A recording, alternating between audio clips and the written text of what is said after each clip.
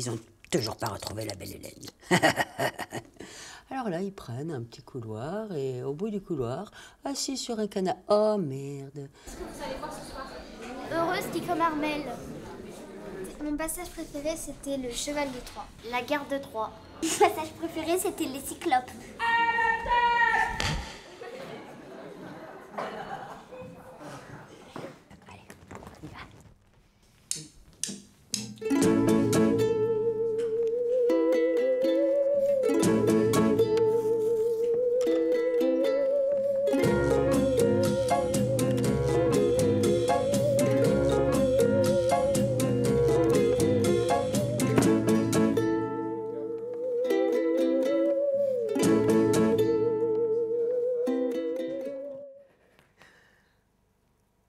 Heureuse qui, comme Armelle, a fait un beau voyage.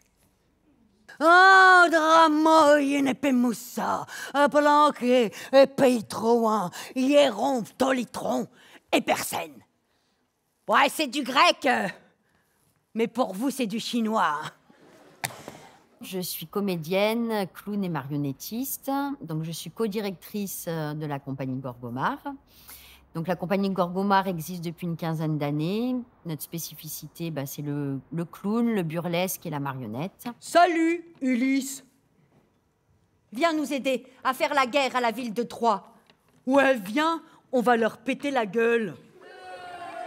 Dans le spectacle Heureuse qui comme Armelle, on a fait un travail autour du clown, parce que c'est un personnage qui vient nous raconter une histoire, mais ce personnage a conscience du public, puisqu'elle arrive pour lui raconter cette histoire, elle le voit, et à la différence du théâtre, il n'y a pas de quatrième mur, donc elle a conscience que ce public est face à elle, et le jeu est un petit peu élastique sur certains moments, puisque le public réagit, donc elle va pousser un jeu pour chercher le rire avant tout.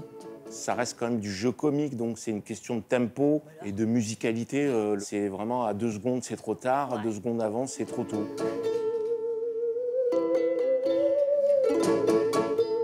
On a la chance d'être résident au 109, qui est un pôle de culture contemporaine à Nice, qui réunit des artistes de disciplines très différentes. On est implanté avec notre petit chapiteau où on est là, le Poulpe, depuis 2021. Alors, le spectacle Heureuse qui comme Armelle, il est né d'un désir, en fait, de faire un spectacle pour la jeunesse. Et avec Tom, on s'est posé la question de qu'est-ce qui nous faisait rêver, qu'est-ce qui nous faisait marrer quand on était petits comme histoire. Et tous les deux, il se trouve qu'on avait l'Odyssée d'Ulysse en commun. Donc, on s'est dit, on part de ça. Et le personnage d'Armelle, en fait, il existait bien avant le spectacle, il y a presque 20 ans, en fait. Johanna Autran, c'était une programmatrice qui faisait un festival de cirque à Puget-Théniers. Nana avec des poils sous les aisselles, c'est trop bien.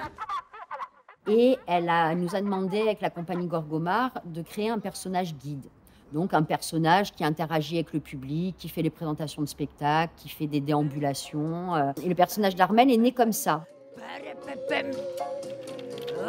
Moi, la touche clownesque que j'ai pu apporter, c'est justement sur ce personnage, le rendre attachant, touchant, maladroit et un petit peu cabotin. Je vous abandonne pas pour la pause. Je vais en profiter pour vous raconter mon épisode. C'est-à-dire qu'elle a quand même envie de plaire au public en amenant ses défauts sur scène. Mon épisode préféré, c'est celui de Circé, la magicienne. C'est-à-dire qu'il y a des passages comme Circé, par exemple, où nous, on l'a mis dans un contexte où là, elle fait une pause, elle est en train de se faire un sandwich au kiri, mais en fait, elle ne peut pas s'empêcher de parler au public. Circé, c'est une déesse redoutable par ses pouvoirs, mais aussi, en fait, par sa beauté. Moi, j'ai toujours voulu ressembler à Circé. Le personnage clownesque, c'est toujours une extrapolation de nous-mêmes. Donc Armelle, c'est une extrapolation de moi, Aurélie. Donc, j'ai des gros tétés. Donc Armelle, elle a des plus gros tétés que moi. Je peux être très sympa, mais j'ai aussi un mauvais caractère. Donc Armelle, elle a ces 2 traits-là. Non, qu'est-ce que j'ai dit? On écoute la consigne. J'ai pas dit ensemble. On y va? Donc le spectacle, en fait, il est parti de ça, d'un personnage qui existait depuis une quinzaine d'années, Armelle, un clown, et d'un désir de raconter l'Odyssée, et donc comment Armelle allait nous raconter l'Odyssée. Attends, c'est celui-là. Voilà, si tu ouvres un peu, voilà. tu ouvres un peu. Ouais, un peu plus écart comme ça. Qu'on lui coupe un bras? Non, frérot, je ne pensais pas à ça non plus.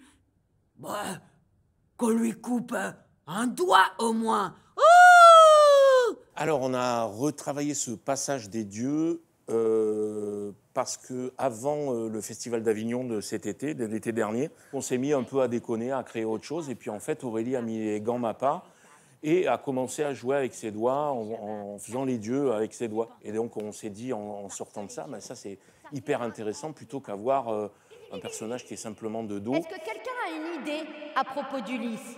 Moi, qu'on lui coupe la tête. Donc on a retravaillé ça en même temps de face pour montrer aussi sur le visage du personnage qu'il prenait beaucoup de plaisir à créer la réunion des dieux et le dialogue qui se crée entre les dieux. Puis comme on est beaucoup sur ce travail-là de Armelle qui est sur scène, qui a envie de raconter une histoire, puis qui voit un objet et qui a envie de le détourner pour illustrer son récit. Alors, la 3e année, nos amis les Grecs décident d'aller chercher d'autres rois puissants pour les aider. Comme Achille, son frère, son cousin et sa grand-mère.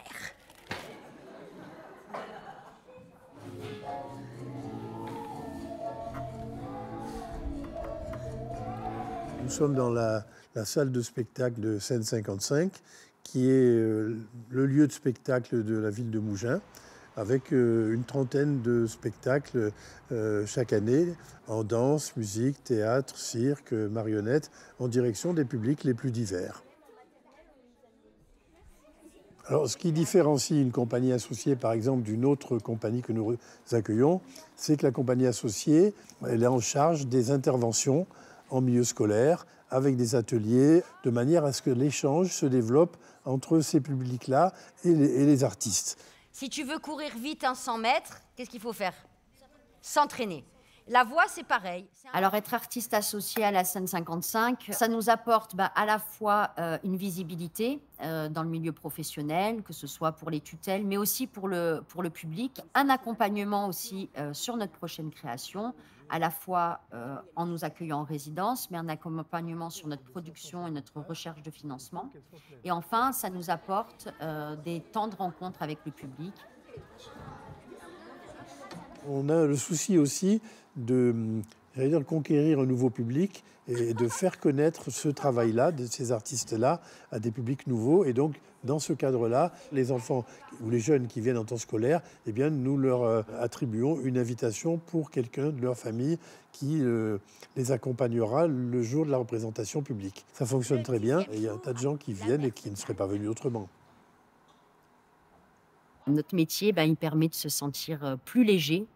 Et si je peux donner ça au public, qu'à la fin des représentations ou à la fin des ateliers avec eux, ils se sentent plus légers et plus libres, j'aurais gagné ma journée. Ulysse, moi, je l'aime bien. Je l'aime bien parce que c'est un malin. C'est un rusé. C'est un raconteur d'histoires. Il arrive toujours à se sortir d'affaire, même quand il a tout contre lui. On le surnomme l'homme aux 1000 ruses. La classe. La citadelle sacrée de Troie.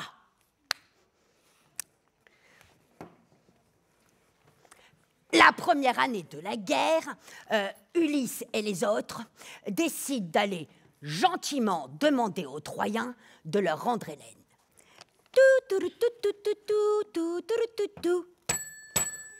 Ouais. Quoi? Bonjour. Excusez-nous de vous déranger, sans trop vous embêter. S'il vous plaît, merci. Quoi? Est-ce que vous auriez, merci encore une fois, vraiment beaucoup, l'obligeance de nous rendre Hélène? Non. Mais pendant la nuit, tous les guerriers vont sortir du cheval. Et là, ils vont faire un massacre. À l'attaque! Ulysse aux abris! Ulysse aux abris! Ah, et je craque, et je craque, et je tac. Ah, ya, schlac, schlac, et schlac.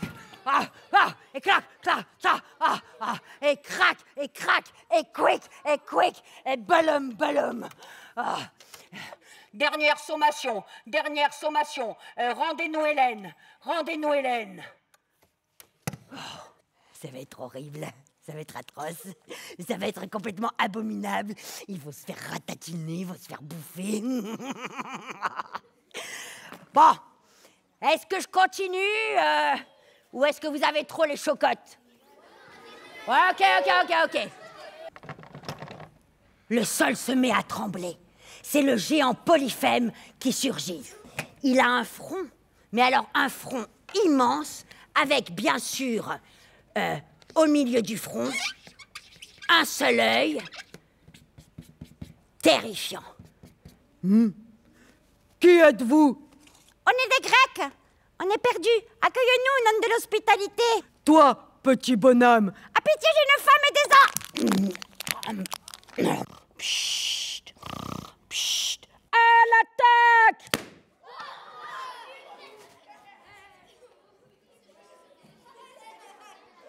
Aïe!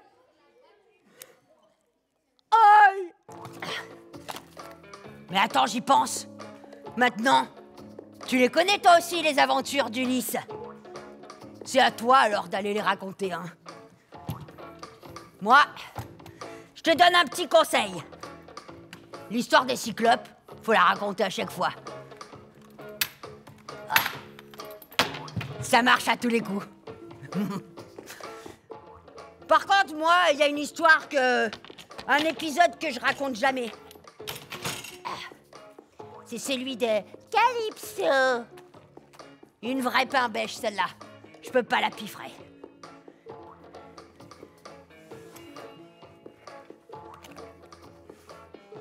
Bon. Et puis, si on se recroise un jour, je te promets, je te raconterai d'autres des histoires de héros. Allez, à la revoyure, les amis.